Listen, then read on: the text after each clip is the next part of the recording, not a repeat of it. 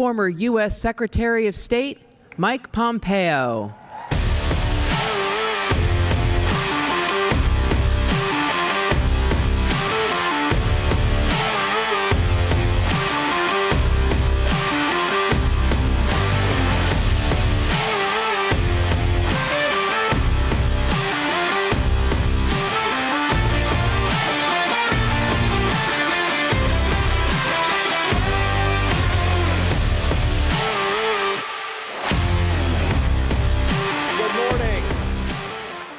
Good morning. It's great to be with you all again. And when I say again, I was here almost exactly a year ago with you. What a 14 months it has been. What a 12 months it has been. 14 months of this administration. By the way, I was out talking to you some this morning. The most common question was, like, how'd you lose all that weight?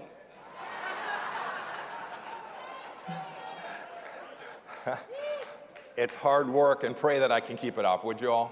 I would appreciate that. I got asked this morning, too, do you miss the pressure? Aren't you glad you're out of the fire? I miss every single minute of it. I wish that we were back there leading America. Look, let's go through the list of just these past 14 months. What's changed? When I talked to you last year, I spoke about all the things that President Trump and I had done here and abroad for America to protect each and every one of you. In the last 14 months, we've seen governors that don't wear masks, but requiring 3-year-olds to do so. We've seen a man break swimming records in girls' swimming races. We've seen a Russian dictator now terrorize the Ukrainian people because America didn't demonstrate the resolve that we did for the 4 years prior.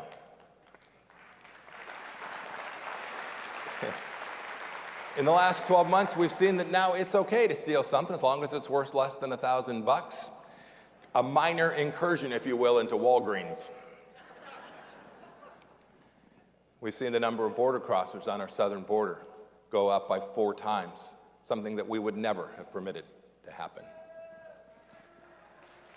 And we've seen a debacle in Afghanistan that had the result of 13 Americans not come home to their families. I want to take just 1 minute. I know I was a soldier. Many of you probably served in Afghanistan. Many of you would have friends and family. I want to take just a minute to tell every one of you. I know watching what happened in Afghanistan was hard, and it was difficult, and it was depressing. And some of you have questioned whether your service was just wasted. As a former Secretary of State, I want you to know that the work that you did in Afghanistan saved American lives. I saw it firsthand, that your work was noble and important. And this Secretary of State wants you to know that I love you. I thank you for your service. God bless you. You saved American lives.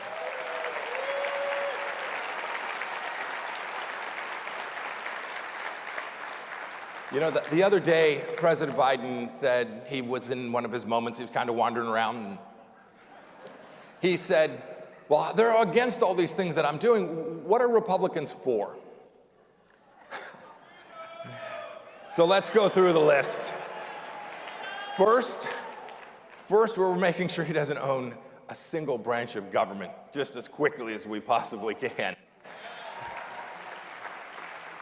Second, you saw this with President Trump. We were disruptors. We were prepared to break glass when what the establishment was doing made no sense. We were preparing to break it. Republicans are prepared to do the right thing to protect the American way of life everywhere and always. You should know that we defended that border, protecting American sovereignty. We built the wall. We changed the course of history by telling folks, if you want to come to America, this greatest nation in the history of civilization sounds great. File your asylum claim and then go back and wait. When we did that, we changed and we provided security for the United States of America. We protected every human life. I couldn't be more proud of the fact that when I came in to be Secretary of State, your dollars, your money, your hard-earned money that was being paid in American taxes was going to foreign countries and being used to promote abortion around the world. And in an instant, we stopped it and saved countless lives. I remember too, we were the barbarians, we were the rubes, we didn't know what we were doing. We look pretty competent now. I say that not in joy, but in sorrow, because America demands good leadership, and the world is depending upon it. When the Iranians were threatening our friends in Israel, and when a general in Iran was trying to further his plan to take more American lives, we did the right thing. We restored deterrence. We did not send 50,000 soldiers across the world. We took a strike that changed history. We struck Qasem Soleimani so he would never kill another American.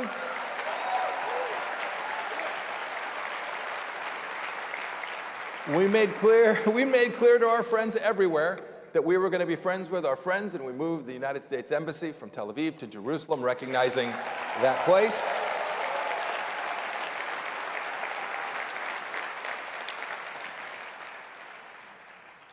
And when I traveled on Good Friday of 2018 on a mission that the President had given me to meet with Chairman Kim, to tell that ruthless leader who had sent a young American home from detention only to die, I went to see Chairman Kim to tell him that we were prepared to do the right thing. But Chairman Kim must do the right thing. He must release American hostages, and we got all 3 of the American hostages home.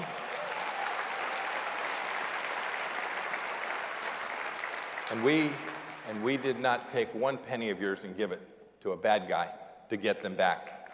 We simply presented American power. We convinced Chairman Kim not to do any nuclear testing, not to conduct long-range missile testing. And as I stare at the world today and our security right here at home, the things that matter to us in our everyday life, the capacity to take care of our families, and the ability to know that we can safely walk our streets without the threat of bad guys from around the world presenting risk to us, the risk of terror, the risk of bad folks and drugs coming across our southern border, the threat of the invasion of our nation from the Chinese Communist Party. America was in a better place. And today we should continue the fight. We should continue the fight to make sure that that is so in the future. I want to talk about the things that matter to Americans right here at home. We see on our TV the bombs, the missiles, the Soviet tanks, the Russian tanks moving across Ukraine. My first assignment when I was a young lieutenant was I was in a border unit patrolling what was then the East German border. It was the last time we had Americans in Europe standing face to face with the Russians. How did we prevail? It was peace through strength. It was Reagan's model. It was the model that we used for 4 years in the Trump administration. We put America first, and we told people around the world, you cannot tread on us.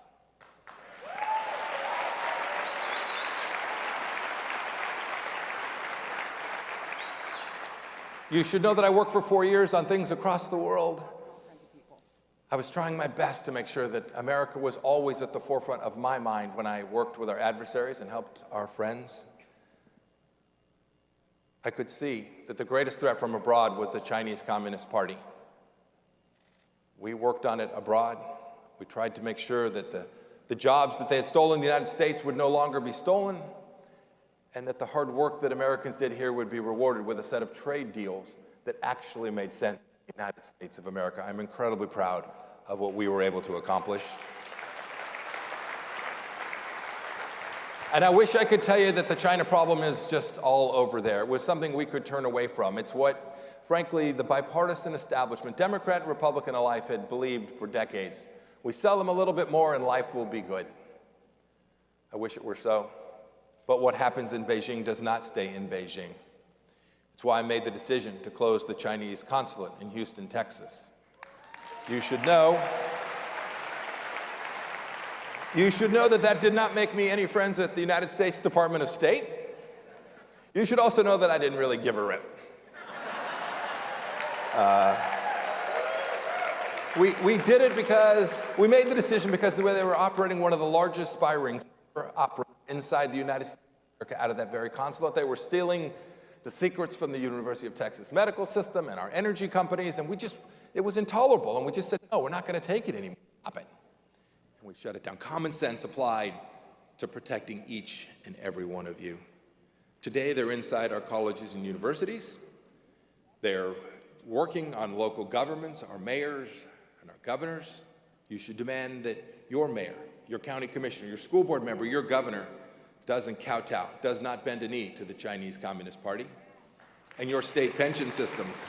Your state pension systems, any of you are teachers or have worked for government, pay money into state pension systems, you should make sure that your state pension system isn't underwriting the very weapons that the Chinese Communist Party may one day use to attack our great nation. It's unacceptable, it's irrevocably evil, and we can do better. You know, we just had a president do nothing to prevent our young best athletes in the world from traveling to Beijing, and all we did was tell them, take a burner phone like a drug dealer, right? Be very quiet. Don't use your rights as an American to say the things you care about, because if you do, those bad guys where you're going to compete, well, they just may not let you come home. We could have done more. We could have prevented this from being there. We could have made sure our athletes could do their best and compete across the world without the jackbooted thug Xi Jinping staring them down, taking their DNA, and forever changing the course of history. These are the things we're for. These are the things Republican more. We know our founding. We know that this is a nation with a deep Judeo-Christian footing, mooring. We must defend it at every turn. I've done this ever since I was a young cadet. I was even thinner then. My friends joke that I boxed at 172. I was 172 pounds. I am not scaring 172 today. We need to be prepared to stay in that fight. We need to defend these things. There's no room on the things that matter most, that parents get to direct their kids' education, that our schools should be open, our churches should be open. These are things we know in our heart matter to the next generation. We should make sure in those schools and in our churches, we are teaching the greatness of the United States of America. It is an imperative. I battled adversaries all across the world. I battled adversaries all across the world. I met with the Taliban. I met with Chairman Kim and Xi Jinping.